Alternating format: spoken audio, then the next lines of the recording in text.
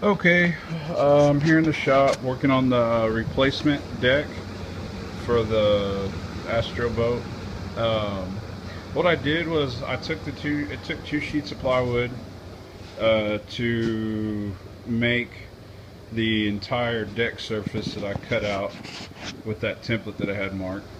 So the first thing that I did to hold them together was I put some 1708, just some scraps across the seam, just to hold it together. Then I flipped it over, and on the back side, you know, a lot of people just put some chop strand mat. This is 1/2 inch plywood. Now, depending on the structure underneath your deck, you may have to go with a thicker plywood. In other words, like if your stringers are real far apart and your bulkhead spacers, in other words, the supports that run uh, horizontally, are spread apart, as well as your stringers, then you know you may have to go up to 5/8 or a like a 3/4 sheet of plywood to get the strength that you need to uh, hold the weight. This boat's foam filled underneath the main deck. The stringers are very close together, and the bulkhead spacers aren't far apart. Plus, up here in these front corners, the hull of the boat, the actual roll of the V, comes up and it's right under this. So this literally sits on the hull of the boat up here in the front corners. So it's got a tremendous amount of support. So that's probably why they only used 1/2 inch from the factory.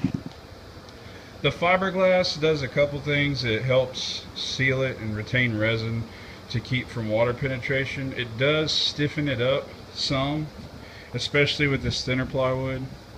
But for the most part, you don't, I mean, you want to count on the plywood holding the weight. You know, your core is going to do most of the work for you. Yes, the fiberglass aids in that, but it's mainly for water penetration purposes, and also like if you were to drop something on the deck, so that you don't damage your deck. You know, I don't know what the right word is to describe that, but like basically like impact resistance and, you know, stuff like that. You don't want to drop something heavy on this, crack your fiberglass, and then allow water to get into your wood. You know, so you want to put a good amount. What I'm gonna do, since it's out and I can work in the air condition, I don't want to be out in the hot sun anymore than I have to, is I'll go ahead and like I said, on the bottom of this deck, I've already put one layer of chop strand mat and a layer of 1708. So that's going to be my bottom substrate. I'm not going to put any more. Right now what I'm going to do is I'm going to put 1708 in which is this material here. It's a biaxial cloth. Just Google it, you'll find it. And then I'm going to go over that with some chop strand, just like I did on the bottom. And then I'll go ahead and put it in the boat. When I put it in the boat, I'll tab it in, which means I'll run the fiberglass around the edges.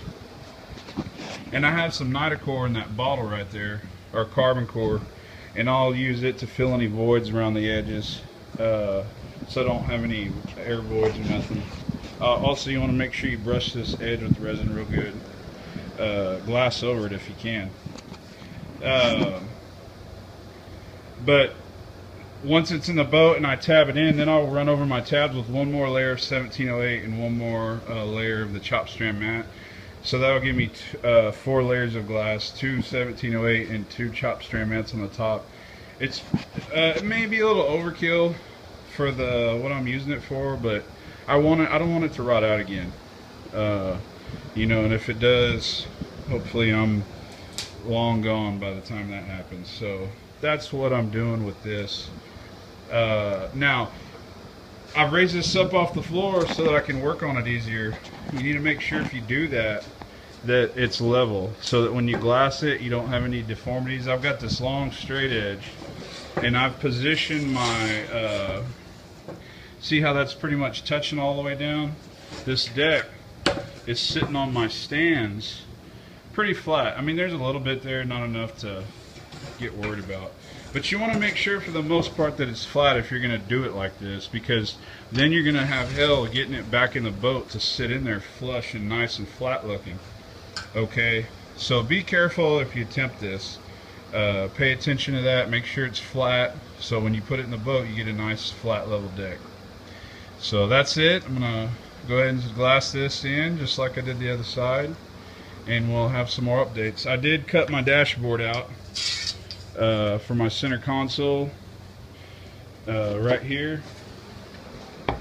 It's 32 inches wide. My steering wheel is going to go right here. The reason that I've got it dropped down is to give me some more leg room. I want the console as low profile as possible for less wind resistance, but I also want it to protect me and my passenger. So I'll show y'all later on in some more videos a little more on the console how we're going to do a custom. We're going to do some nice rounded edges and try to make it look a little cool and a little more modern. So without a mold, because we don't have molds. I don't have a mold. So anyways, that's it for now.